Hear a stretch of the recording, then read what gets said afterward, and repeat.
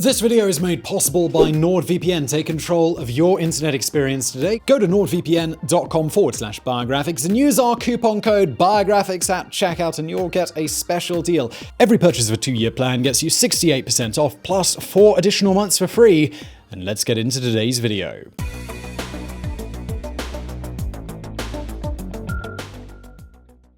She's one of the longest-serving Prime Ministers in British history. As head of the Conservative Party, Margaret Thatcher led the UK from May 1979 right the way through to November of 1990. In that time, she ushered in an era of reform unparalleled in the 20th century. Under her watch, the post-war settlement was torn up, state assets were privatised, the financial market let rip, and the cultural fabric of Britain changed beyond recognition. But the transformations didn't just stop at home. Alongside her US counterpart Ronald Reagan, Thatcher helped spread the gospel of economic liberty and individual freedom across the entire planet. When she finally left office, she was widely recognised as the most significant British leader since Churchill. Yet while Churchill is still widely loved in the UK, Margaret Thatcher's legacy is hugely divisive. Taking over an ailing Britain, her economic shock therapy devastated entire regions, even as it saved the country as a whole. Both worshipped and reviled at home. This is the story of Britain's most controversial leader.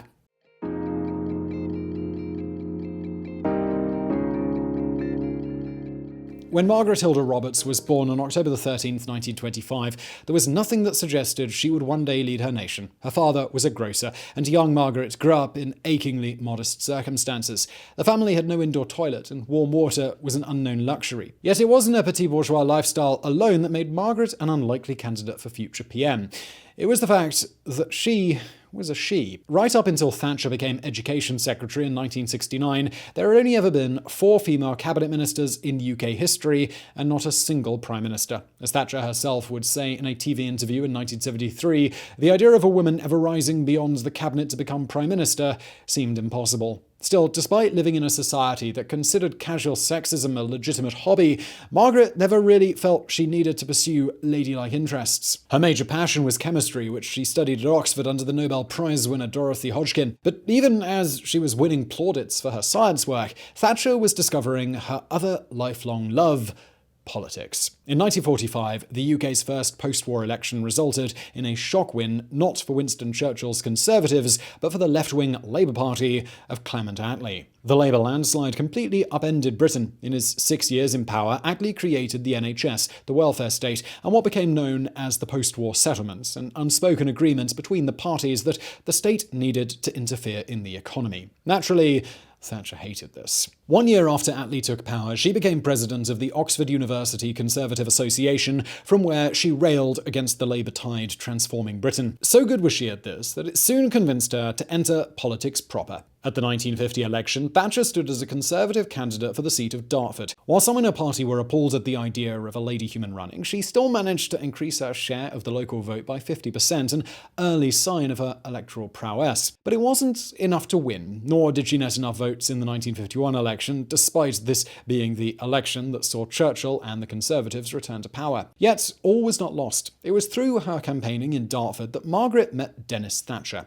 A rich, somewhat dopey guy, Denis would turn out to be the ideal husband. He was tremendously supportive of Margaret's ambitions for public office, and so hands-off it was like he was permanently wearing a straitjacket. Although this did have some odd side effects, such as when Denis went to the cricket rather than interfere in the birth of their children, he was the solid, supportive rock that Margaret needed, especially now that her interest in politics was becoming an obsession. In 1959, after a few years practicing as a barrister, Thatcher stood again for election, this time in the Conservative safe seat of Finchley. Unsurprisingly, she won. More surprisingly, she soon began to skyrocket up through the party's ranks. By 1961, she'd been appointed Secretary in the Ministry of Pensions and National Insurance. Although her party lost power in 1964, its new leader, Ted Heath, invited her into the shadow cabinet. Sadly, not the Tory version of the Council of Doom, but what us Brits call the out-of-power party's highest-ranking members. That meant that when Heath unexpectedly won the 1970 election, Margaret Thatcher became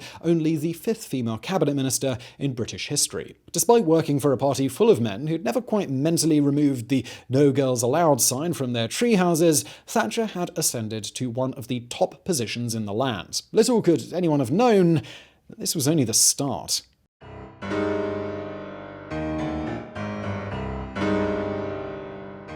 For anyone living in Britain, the 1970s were like being on the world's worst roller coaster. It was a decade when Britain teetered on the verge of bankruptcy, when powerful unions called strikes that paralysed the country. But for Margaret Thatcher, it was also the decade when everyone associated her primarily with milk. In 1971, looking to make savings in the education budget, Thatcher eliminated a post-war policy of free school milk for children. Although it was justifiable, the optics were so bad that it became a PR disaster. For the rest of her tenure, Thatcher was followed everywhere by cries of "Thatcher, milk snatcher." But unpleasant as this was, it was nothing compared to what was going on behind the scenes. Thatcher and Head Heath hated one another. While it was partly personal, it was also Thatcher being sick of defending her government's dreadful record. It was under Heath that the 3-day week came in, when businesses were only allowed electricity 3 days a week to conserve energy. As a result, the Conservatives lost both 1974 elections. Suddenly, Thatcher was out of government, but now the grocer's daughter from Lincolnshire knew what she had to do. She had to get rid of Heath. These days, losing an election means stepping down as leader of your party, but back then, you could keep right on trucking so long as no one challenged you to a leadership contest. The Conservatives being the party of loyalty, no one wanted to challenge Heath. Except for Thatcher. The newspapers thought she was out of her mind. When Thatcher stood for leader of the Tories, it was assumed that Heath would romp home to victory. But Thatcher went on the attack. Gathering the party's right wing around her, she lambasted Heath's dreadful record. In February 1975, the shock results of the first ballot came in.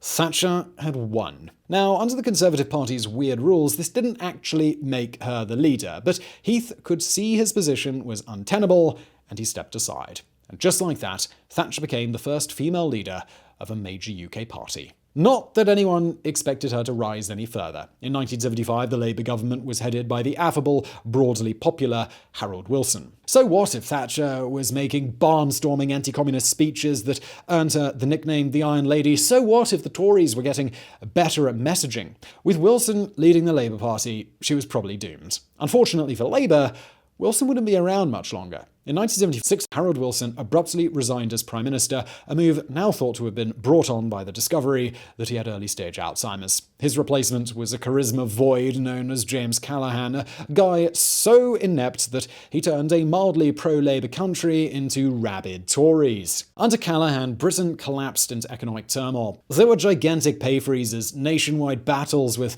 overpowered unions. In late 1978, things culminated in the Winter of Discontent, a period when uncollected refuse piled high in the streets and bodies were left unburied. It was likely the country's post-war low point. The UK was an ungovernable mess. It was also exactly what Thatcher needed. On March the 28th, Margaret Thatcher called a no-confidence vote in Callaghan's government, triggering an early election. As the campaign heated up, the Conservatives played a blinder, plastering London with posters of long dole queues under the caption, "Labour isn't working."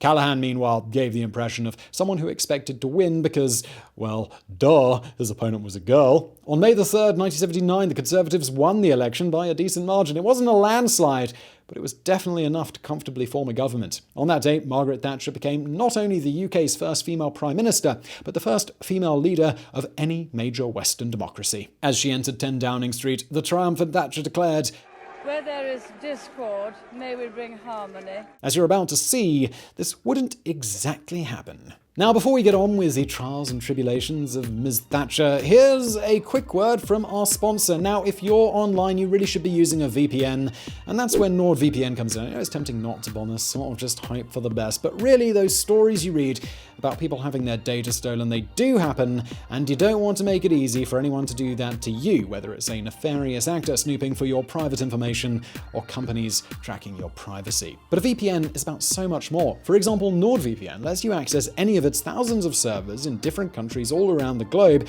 So if you've hit the end of your Netflix queue, simply try changing the location of your server and get access to content libraries that, due to licensing agreements, are only available in specific geographic locations. I ran into that in the past with Mad Men and a few other shows as well. NordVPN is super fast, so watching video is a breeze. If you ever used VPNs and thought they were slow, well, no more with Nord. And you can use it on all of your devices very easily: Android, Chrome, Windows, Linux, electronics and on 6 different devices with just one account. Also, there are no logs because Nord is based in Panama.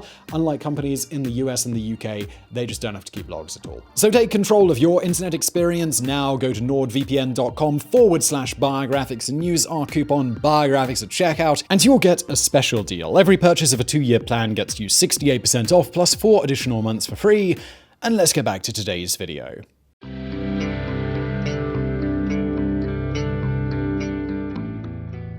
As 1982 dawned, it looked like Britain's first female PM was doomed to be a one-term wonder. In her first years in power, Thatcher had set out her governing style: antagonistic, determined, destructive. In a weird way, she was like a 2010s tech mogul, someone who disrupted, who broke stuff, who assembled something from the wreckage of the old. During her later terms, the economic gains from this destruction would be enough to keep Middle England on side. But as her first term swept by, those gains had yet to materialise. All anyone could see was the destruction. More businesses were failing than at any time since the Great Depression. Unemployment was at record-breaking highs. Privatization of state assets had so far cost tens of thousands of jobs, but not yet brought visible benefits. Despite a famous declaration in October of 1980 that the ladies not for turning, Thatcher's closest advisors were secretly urging her to make a gigantic U-turn lest the Tories be stomped at the 1983 election. And it was onto this sinking ship that Argentina suddenly threw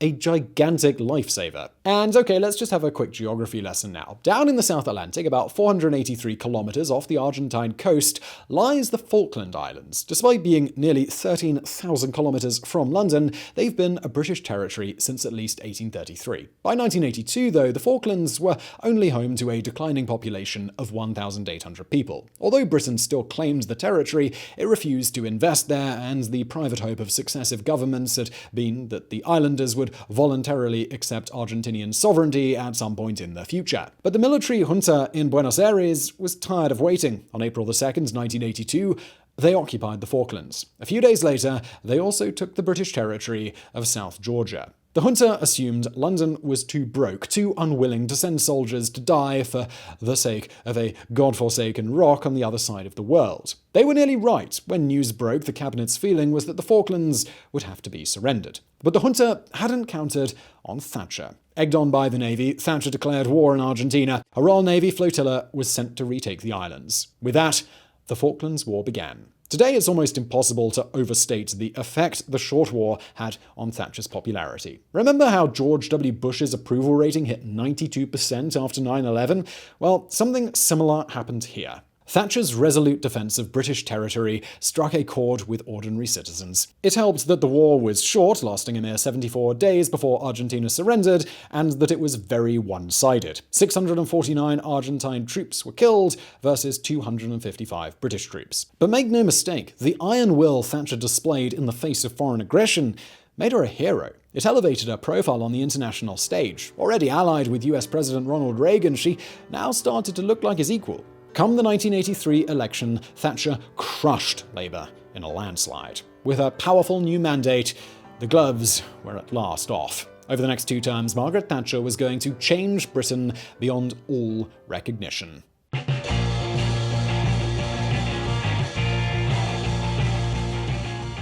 Thatcher's second term began with a powerful message, appointing Ian MacGregor head of the National Coal Board. Back in 1979, Thatcher had hired MacGregor to make the state-owned British Steel profitable again. MacGregor had achieved this at the loss of 95,000 jobs and at the economic devastation of entire towns. Now Thatcher was asking him to do the same thing for the ailing coal industry. But while British Steel had folded to MacGregor's iron will, coal was going to be much tougher. The National Union of Miners was Britain's most powerful union at a time when unions could break an entire premiership. It was the NUM in 1973 that had exacerbated the 3-day week, leading to Ted Heath's downfall. Now they were looking to do the same to Thatcher. Unfortunately for the NUM, Thatcher had brought to this figurative knife fight not just a gun, but a goddamn bazooka. On March 6, 1984, a local strike at Cortonwood Colliery was used by NUM President Arthur Scargil to force a general strike across the nation. But Thatcher was prepared. Coal had been secretly stockpiled, non-unionized firms were hired to do strike breaking, police forces were primed to fight. The battle was on. And it really was a battle, or rather a series of battles. The worst took place at Orgreave, when a mounted police charge into a crowd of strikers led to 123 serious injuries. But the main weapon Thatcher deployed wasn't truncheons, but time. As the strike dragged on, laws were passed that stopped the families of striking miners from receiving welfare. In effect, Thatcher starved her enemies into submission. And submit they did. On March 3, 1985, the strike was called off. The miners returned to work. Broken. Over the next decade, MacGregor and his successors closed all but 15 of Britain's 174 deep pits. The economic engine of entire regions was wiped out, leaving jobless wastelands. With NUM defeated, the days of big unions bringing Britain to a standstill were over.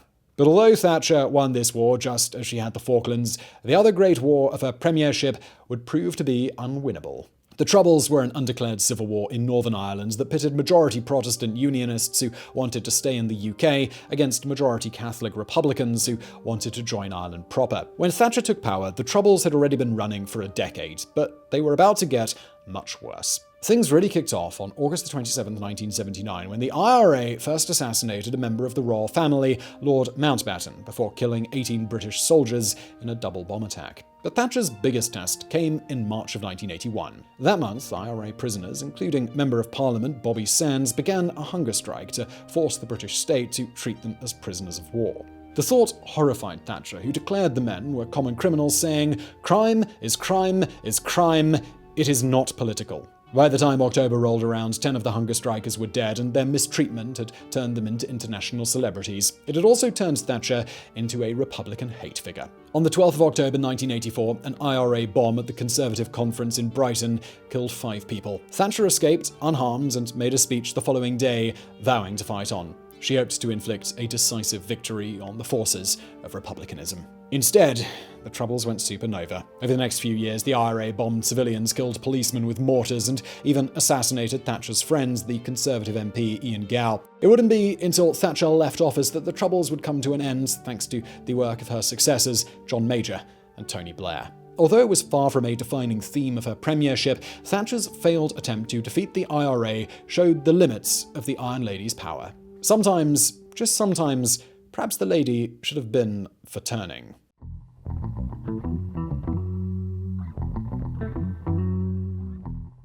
Away from the wars and anti-union crusades, Maggie was also overseeing a social revolution. Thatcherism preached hard work, personal responsibility, and economic liberalism. It promised a world in which anyone could become well off, provided they were happy to roll up their sleeves. While this may have seemed a joke to those in depressed former mining towns, it was true for enough people to keep her in power. One of the most popular policies was right to buy, which allowed those in council housing to save up and buy the place for themselves. But the biggest rewards fell to those who profited from the Big Bang. As early as 1979, Thatcher had begun loosening regulations in London's financial sector, leading to a lot of people becoming very rich. But it was on October 27, 1986, that things really took off. That was the day the city was almost completely deregulated, allowing things like foreign firms to own UK brokers and abolishing the fixed commission on trades. Overnight, the Big Bang made 1,500 millionaires. It created iconic districts like London's Canary Wharf. Skyscrapers began to sprout up.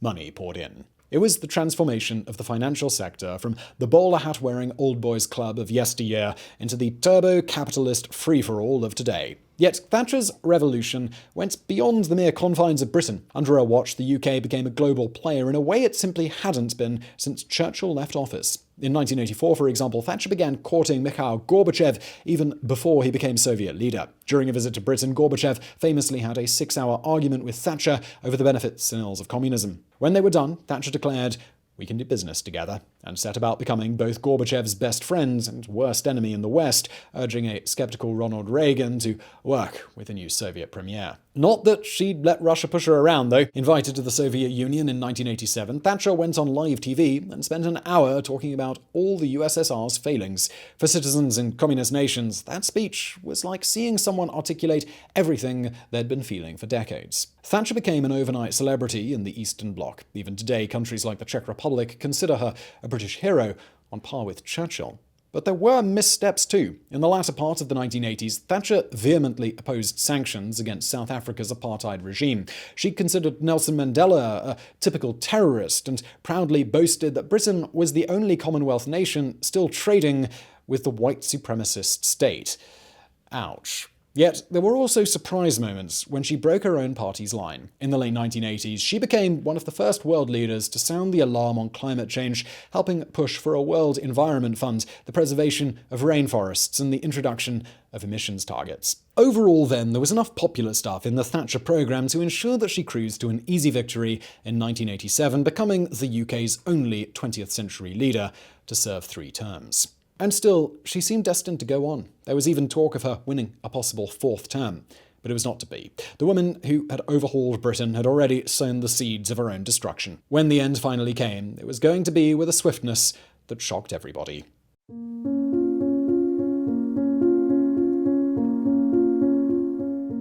In the end, what brought Thatcher down was what has brought down every single Conservative Prime Minister since: Europe. On January 1st, 1973, Ted Heath had taken Britain into what was then the European Economic Community, a move confirmed by a 1975 referendum. Come the 1980s, the Conservatives were still mostly a pro-Europe party, at least in theory. Unlike her MPs, Thatcher was rabidly anti-Europe. At first, this was something her MPs managed as best they could. It even occasionally brought benefits when Thatcher reduced Britain's budget contributions in 1984, but it soon became a major liability. As the continent integrated further, Thatcher became a vocal Eurosceptic, rallying against the continent's leaders. This would be fine if she'd managed to get her party on side, but official policy remained pro-Europe. In effect, Thatcher was sabotaging her own government. The result was a string of senior ministers resigning, all contributing to a perception that the Tories were becoming dangerously incompetent. Then, just as this gigantic pile of fertilizer was starting to look extremely combustible, Thatcher threw an unrelated match onto it. The poll tax is why Scotland is, to this day, passionately anti-Tory. A political move designed to deprive Labour councils of revenue, it abolished local tax rates, instead levying a flat tax on every adult. The upshot was that the rich saw their bills plummet, while the middle classes, the very backbone of the Thatcherite revolution, saw their costs go shooting up. In 1989, Thatcher piloted it in Scotland ahead of a rollout across England and Wales. It was a disaster. There were protests, mass acts of civil disobedience. By 1990, over 1 million had refused to pay. Ministers begged Thatcher not to push ahead with the hated tax. But, like a latter-day George III, Thatcher insisted on it. On March 31st, 1990, central London was devastated by an anti-poll tax riot. That summer, discontent brewed across the nation. Sadly, by now, Maggie had become a caricature of herself. She was the Iron Lady not for turning, even when turning would have saved her political career. Things finally came to a head in October. Following a European summit on integration, Thatcher gave an angry speech in which she replied to the idea with a shouted, "No! No! No!" In response, the pro-Europe cabinet member Geoffrey Howe resigned. For such a measured man, his resignation speech was devastating, concluding that the party needed to question its loyalty to Thatcher. At another time, Thatcher could have shrugged it off. But in 1990, with poll tax riots burning across the country and a pro-European party fed up with their Euroscepticism, she was toast. On November 15th, the Europhile conservative Michael Heseltine did what Thatcher had herself done to Heath all those years ago. He challenged her to a leadership contest, and when the results came in, Thatcher was doomed. Although she got the most votes, it had been by a pitiable margin. As the two headed into the second round, Thatcher realised to her profound shock that she might lose. So she jumped before she was pushed. At 7:30 a.m. on November 22nd, 1990, Margaret Thatcher resigned as Prime Minister. At the moment she stepped down, she was the longest continuously serving Prime Minister since 1827. She was also one of the 2 most influential post-war PMs, setting an economic agenda that has pretty much lasted intact until today. Only Clement Attlee really comes close in terms of significance, and it was his long-lasting post-war settlement that Thatcher ripped up. Yet, despite her continued significance, despite her achievement opening the door to future female leaders, Thatcher spent her years out of office bitter and unhappy. She fumed over her betrayal by her party, fumed over the creation of the EU. With nowhere left to channel her prodigious energies, she turned inwards. By 2000, she was showing signs of the dementia that would soon consume her, just as Alzheimer's had consumed Harold Wilson before her. By the end, the dementia rendered her mute, almost incapable of doing even the simplest action. It said she liked to spend her days staring at a painting of a Victorian hunting party, not really doing anything, just watching the crowd of painted dogs for signs of life. Margaret Thatcher passed away on April 8, 2013. While the world mourned the death of a great leader, the reaction in Britain itself, where towns devastated by her economic policies still haven't recovered, was more mixed. That week, the number 2 record in the British chart was Ding Dong, the Witch is Dead. Yet, for all the bile many heaped upon her, for all the hatred she stirred up, Thatcher's legacy is all around us. It's from her Euroscepticism that the forces grew that would unleash Brexit, from her wave of deregulation that today's City of London was created. Almost every facet of modern life that we Brits take for granted, the depressed post-industrial towns, the special relationship with America, the lack of paralysing French-style strikes, all have their roots in Thatcherism.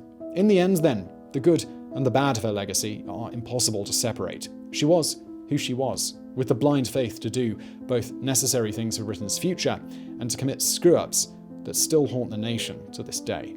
In a world without Maggie Thatcher, many would be worse off, some would be better off, but all would be able to agree on one thing. They were living in a completely different world from us, one in which Britain, Europe, and the former nations of the Soviet Union had very different fates. If greatness is measured purely in terms of impact, then that surely makes her one of the greatest prime ministers of all. So I really hope you did find that video interesting. If you did, please do hit that thumbs up button below. Don't forget to subscribe, and I'll see you next time.